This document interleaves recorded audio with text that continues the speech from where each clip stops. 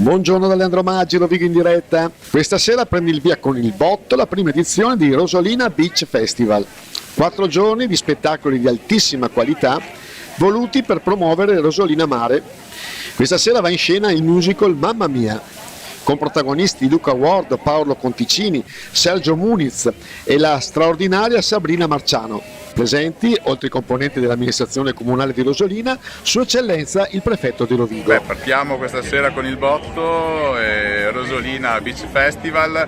Il mio assessore al turismo si è impegnato tanto per arrivare a questa data, 4 giorni importanti per la località, una proposta di qualità soprattutto nel cuore dell'estate. E quindi complimenti all'assessore Patriana. Anche a tutta la nostra giunta e l'amministrazione, perché a tutti ci abbiamo creduto, è un progetto nuovo e quindi speriamo possa crescere nel tempo, speriamo vada tutto bene, incrociamo le dita.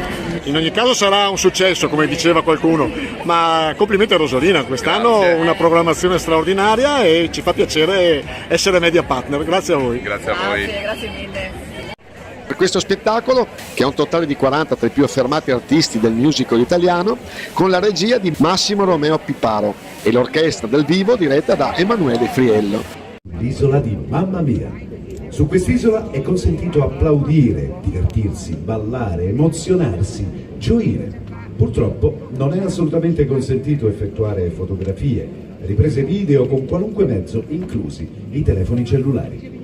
Dunque mettetevi comodi e tenete libere le vostre mani per sfogare la vostra gioia in applausi piuttosto che tenerle sul telefono a mandare messaggi, e godete con i vostri occhi le atmosfere dell'estate.